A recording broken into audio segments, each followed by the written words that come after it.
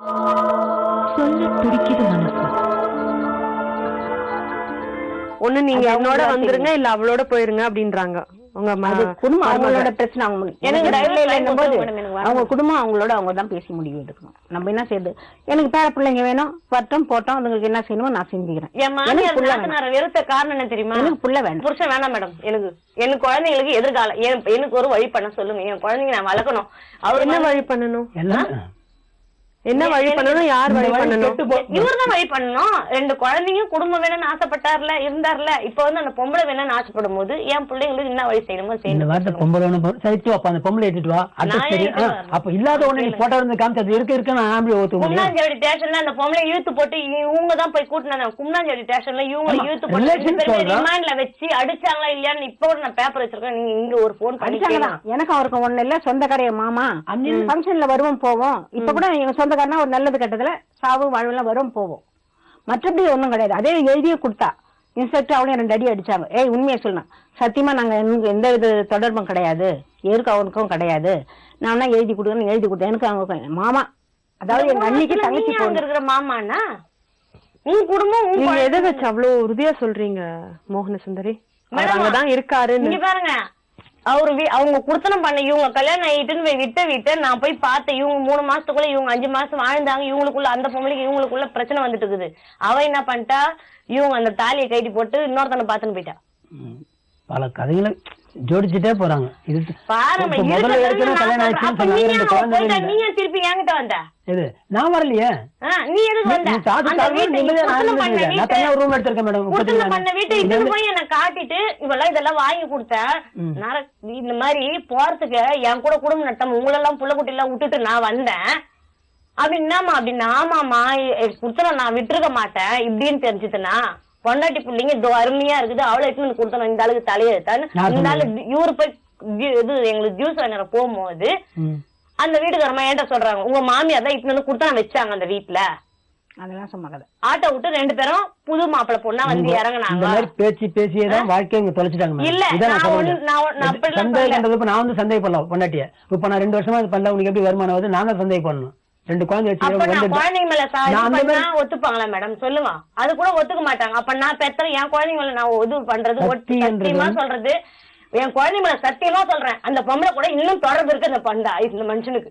சரி, என்ன வாழ பிடிக்கலையா சொல்லு, விளையாட்டு கொடுத்துற அவரு.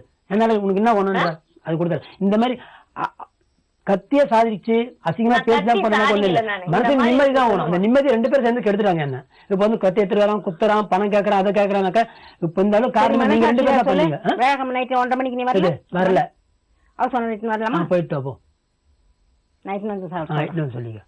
இந்த பிரச்சனை எதனால வந்து அது தீர விசாரணை பண்ணீங்களா? இந்த பிரச்சனை எதனால ஒரு கொலைகாரன், நீ ஒரு திருடன், 2 பேர் கூட கூடி நீ நாசமா போன. இது காரணம் பேச என்ன காரணம்? சின்ன குழந்தையா அடிச்சு உன்னை திருத்துறதுக்கு? வயசு 40 ஆக போகுது, உனக்கு அறிவில்ல? உன்ன மாதிரி சின்ன பசங்க எல்லாம் எவ்வளவு குடும்பம் நடத்துது, உனக்கு அறிவில்ல? சின்ன பசங்க சேர்த்து பண்ணி அம்மா அப்பா சொத்தை வச்சு அதுல அன்னைக்கு கல்யாணம் பண்ண 1 லட்சம் ரூபாய் வாங்கி போனோம். நாங்க என்ன பொறுப்பா? நாங்க வயசானவங்க சம்பாதிச்சு உனக்கு கொடுத்துன்னு இருப்போமா? நீ வயசான சம்பாதிச்சு கொடுத்தாங்க, புரியுதா? வயசுக்கு ஏத்த மாதிரி நடந்துக்கணும் சொல்றேன். குடும்பத்தை நீ பாத்துக்கணும். நீங்க உங்க வயசுக்கு ஏத்த மாதிரி நடந்துக்கலாம். சொல்லுங்க, அதை கேளுங்க. என்ன வயசுக்கு ஏத்த மாதிரி நடந்துக்கல? இப்போதைக்கு நான் வந்து இப்போ அம்மா எனக்கு அம்மாவோட தேவையில்ல விட, இப்ப நான் சம்பாதிச்சுட்டு இருக்கேன். இப்ப எனக்கு பிரச்சனை இருக்கு. நான் வேலை சரி போலீஸ் ஸ்டேஷனோட கம்ப்ளைண்ட் கொடுத்துருக்கேன் மேடம். இவன் வந்து என்ன குத்த வந்தான், பெட்ரோல் ஊத்தி கொளுத்து வந்தான், அந்த டேட்டோட இந்த மாதிரிலாம் பண்ணியிருக்கானா, இன்னொரு சமயம் வரும்போது உடனே எனக்கு போன் பண்ணுன்னு சொன்னாங்க. இப்ப நான் 1 லட்சம் ரூபாய் கடத்துல இருக்கேன். எப்படி கொஞ்சம் இருங்க. இல்ல எப்படி கடன் ஆச்சுன்றத அவரு எக்ஸ்பிளனேஷன் கொடுக்க போறது இல்ல, சரிங்களா? அவர் கடன் ஆயிடுச்சு. நான் தப்பு பண்ண எது பண்ணணும். இப்போதைக்கு நான் திருந்தி குழந்தை வைஃப் வாழணும்னு ஆசைப்பட்டு இவங்க சொன்னாங்க, இந்த மாதிரி நான் ஜிடிக்கு போயிருக்கேன், நீ வா அங்க இருக்கிறத சொல்லுன்னாங்க. நான் வரதை பத்தி ஒன்றும் பிரச்சனை இல்லை. இப்ப என்னோட வந்து 10 பைசா, இப்ப என்னால 10 பைசா யாருக்கும் பிரயோஜனமே கிடையாது. இப்ப என்னால உங்களுக்கு யாருக்கும் 10 பைசா பிரயோஜனம் இல்லை. மீறி அந்த 6 மந்த் இதாகும். நீ என்ன ஃபீஸ் கட்டணும், அதை கட்டணும், எனக்கு பணம் கட்டினா என்னால தர முடியாது. வந்தாக்கா டார்ச்சர் பண்ணீங்கன்னாக்கா எனக்கு பிரெயின் இதாவது நான் எதனா பண்ணி போறேன். இப்போ பாம்பே போறதா இருந்துட்டு இருந்தேன் 1 வீக். ஆள் அங்க இல்லை, ஃப்ரெண்ட் அங்க இல்லை. இல்லை நான் பாம்பேல போய் சம்பாரிச்சு உங்களுக்கு எதனா நம்புறேன், என்ன ஆளை விடுங்க. உங்களுக்கு பணம் தான் முக்கியம், பாசம் முக்கியம் ஆகி போச்சு உங்களுக்கு. பணம் கொடுத்தாதான் நீ இருக்கணும், மதிப்பு மரியாதை எதுவுமே தெரியல, அசிங்கமா பேசுறது இதெல்லாம் செய்யறாங்க. இப்ப வந்து இங்க என்னாச்சு, இப்போதைக்கு நான் வண்டி ஓட்டி இது பண்ணாலும் நான் வாடகை வண்டி தான் ஓட்டிட்டு இருக்கேன். இல்ல நான் ஒரு கூலி தொழிலுக்கு போகணும்னு ஆசைப்பட்டாலும் எனக்கு எந்த வேலையும் தெரியாது. நான் அதுல இருந்து கவர்மெண்ட் ஒர்க் பண்ணா அதோட விட்டு 20 வருஷமா நான் ஆட்டோ தான் ஓட்டிட்டு இருக்கேன். இப்ப நான் ஆட்டோ ஓட்டி தான் ஃபேமிலி மெயின்டைன் பண்ணணும். ஆகையால் இவங்க என்ன சொல்றாங்கன்னு எனக்கு இப்போ விவகாரத்தை ஒண்ணுன்றாங்க. விவகாரத்தை கொடுத்தா நான் கவர்மெண்ட் சர்வெண்டா, நான் எங்களுக்கு மாசமான என்ன கொடுக்கறது, நான் சம்பாதிச்சு கொடுத்தாதான். இல்லையா உன்னால முடிஞ்சு போலீஸ்ல பச்சு கொடுக்க போறியா, தண்டனை வாங்கிட்டு உன்னால நான் சாதிக்க போறேன். 7 வருஷமா நான் கொலை பண்ணல, 14 வருஷம் உள்ள போறதுக்கு. என்ன இன்னொரு கல்யாணம் பண்ணாங்க, அதை கூட்டி நீ நிரூபிக்க போறதும் கிடையாது. மிஞ்சி போலீஸ் ஸ்டேஷன் போனாலும் போடுங்க, அதை பத்தி எனக்கு நான் உள்ள போறது இது இல்லை. புரிஞ்சுதுல? இப்ப நான் குடும்பம் சொல்லிட்டு இப்ப வீட்டுக்கு வந்திருக்கேன். இப்ப வந்தா பசங்க பீஸ் கட்டணும், வீட்டுக்கு பாக்கணும். நான் கடங்காரங்க பாஸ் பண்றாங்க மேடம், அடுத்த கிளாஸ் போனோம்ல, கடங்களுக்கு கொஞ்சம் சில்லறை கடன் தரணும். அதே எனக்கு 70,000 இருக்கு. இப்போதைக்கு நான் வண்டி ஓட்டி பிரச்சனைகளை முடிச்சுட்டு தான் இவங்க பிரச்சனை நான் பார்க்க முடியும் ஃபேமிலியா. இவங்க இன்னொரு பொண்ணு வச்சுக்கிறேன் அங்கதான் இருக்காங்கன்னா அது அபாண்ட போய் அதுக்கப்புறம் அவங்க என்ன முடிவு எடுக்கிறாங்களோ அதுக்கு நான் கட்டுப்படுறேன் மேடம். நீங்க என்ன சொல்றீங்க? அவங்க என்ன முடிவு எடுக்கலாம் மேடம். நான் போய் சொன்னேன்னா என்ன சமீபமா ஒரு 3 இல்ல இப்ப அவர் வந்து இதுதான் என்னோட சிச்சுவேஷன் கிளியரா சொல்லிட்டாரு. நீங்க அதுக்கு என்ன பதில் சொல்றீங்க? எனக்கு இப்பத்தி இன்னுமே அந்த பொம்பளை தொடர்பு இருக்கு, நான் ஒத்துக்க மாட்டேன் அவர் சொல்றது. நீங்க உங்க லைஃப பத்தி மட்டும் சொல்லுங்க சரிங்களா மேடம்? எனக்கு வந்து ஒரு ஒழுங்கு பட மாட்டார் மேடம். இவர் கூட நான் வாழ்ந்தாலும் பொய்யான வாழ்க்கை தான் வாழ முடியல. நான் வாழறேன்னு சொல்றேன் மேடம். பத்தி நான் கிளியரா இருக்கேன். பேசலே இந்த வார்த்தை தான் சொல்றாரு. ஆனா வருமானம் கொடுக்க முடியாது, எனக்கு கொஞ்சம் கால அவகாசம் வேணும்னு கேக்குறாரு. எவ்வளவு நாள் கால அவகாசம்? 10 வருஷமா இந்த வார்த்தை தான் சொல்லணும் போது அப்ப நானே வேலைக்கு போய் 2 ஒண்ணு உன் குழந்தை நீங்க எடுத்துட்டு போய் எனக்கு வேலை விட்டுருப்பா. என்ன அதுதான் ஒரு ஹாஸ்டல்ல போய் சேர்ந்துக்கிறேன். எனக்கு வேணாம், உன்னால முடியலன்னும் போது என்னால மட்டும் முடியல, என் குழந்தை உங்ககிட்ட கொடுத்துறேன்.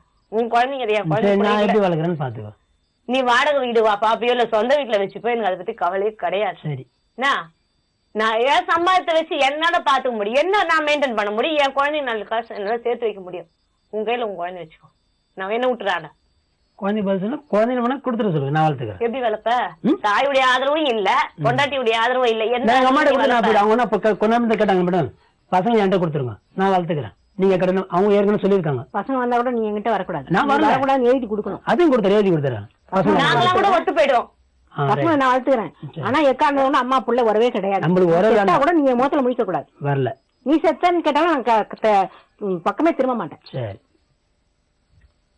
மோகன சுந்தரியும் பழனிவேலியும் நாங்க ஒரு குடும்ப நல ஆலோசகரை சந்திச்சு உதவி எடுத்துக்க சொல்லியிருக்கோம். அதுக்கப்புறமா அவங்க 2 பேரும் ஒரே குடும்பமா சேர்ந்து வாழ்வாங்கன்ற எங்களுடைய நம்பிக்கை வீண் போகாது அப்படின்ற எண்ணத்தோட இந்த நிகழ்ச்சியை நாங்க நிறைவு செய்யறோம். மேலும் வேறு சில வாழ்க்கை கதைகளுடன் உங்களை மீண்டும் சந்திக்கிறேன். நன்றி, வணக்கம். சொல்ல துடிக்குது மனசு.